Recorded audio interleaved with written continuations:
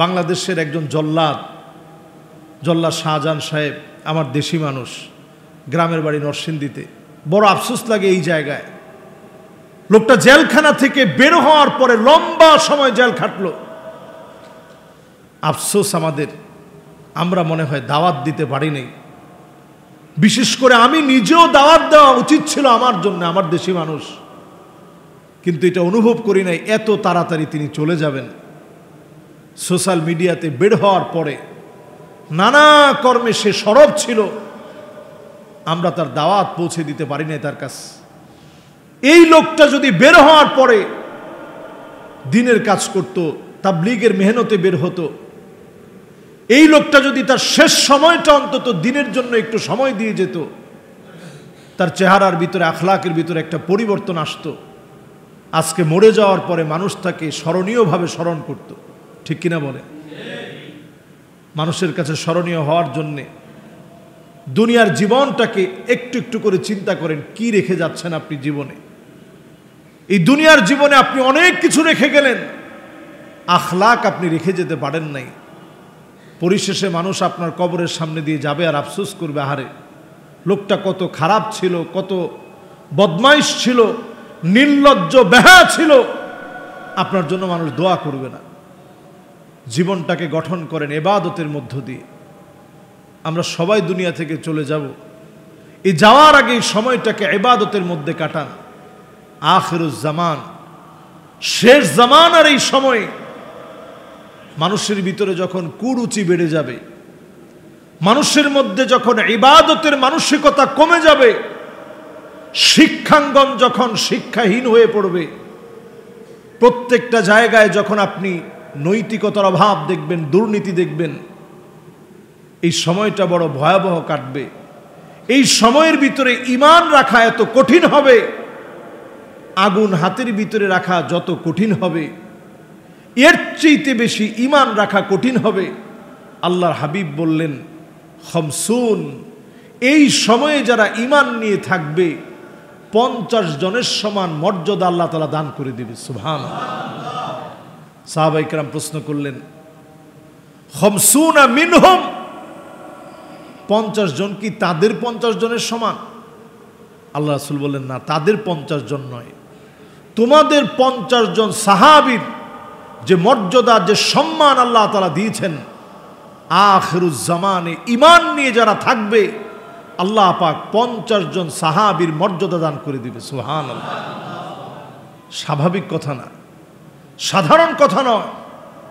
আখিরুজ জামানে ঈমান নিয়ে টিকে থাকা, মানুষ যখন নিজেদেরকে নির্লজ্জ বেহায়া প্রমাণ করার জন্য ব্যস্ত হয়ে পড়েছে, এই সময় একটু আখিরাত নিয়ে ভাবা।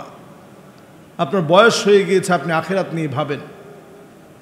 নবীজি সাল্লাল্লাহু আলাইহি সাল্লামের উম্মত হায়াত পাবে বাইনা 60 ওয়া 70, 60 থেকে 70-এর মাঝামাঝি হায়াত পাবে।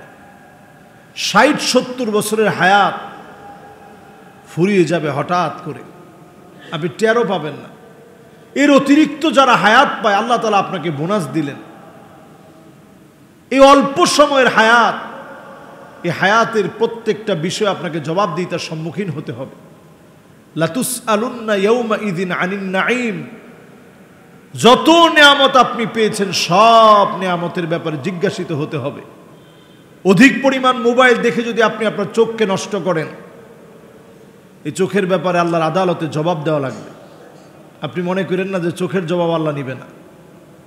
ক্ষতিকর কোনো ড্রাগ খেয়ে খেয়ে আপনি আপনার কিডনিটাকে বিকল করে ফেললেন, হার্টটাকে ফেল করে ফেললেন, অধিক চিন্তা করে করে ভবিষ্যৎ আরো কিভাবে সাজাবেন, ব্রেইন স্ট্রোক করলেন,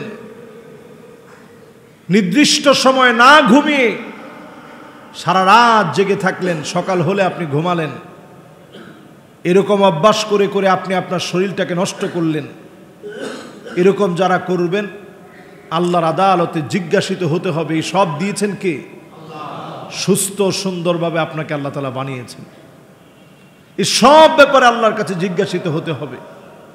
আল্লাহর আদালতে সেদিন সম্মানিত হবে আল্লাহর এমন কিছু গোলাম দুনিয়ার জীবনে যারা নিজেদেরকে ব্যতিক্রম বানিয়েছে, আত্তাইবুনাল আবিদুনাল হামিদুন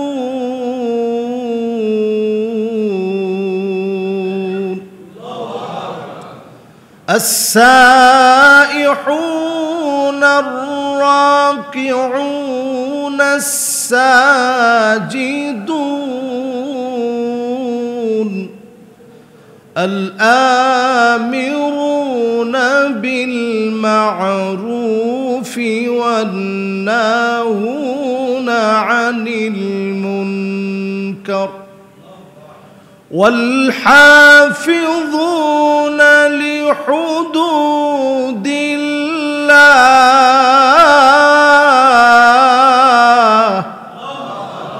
وبشر المؤمنين।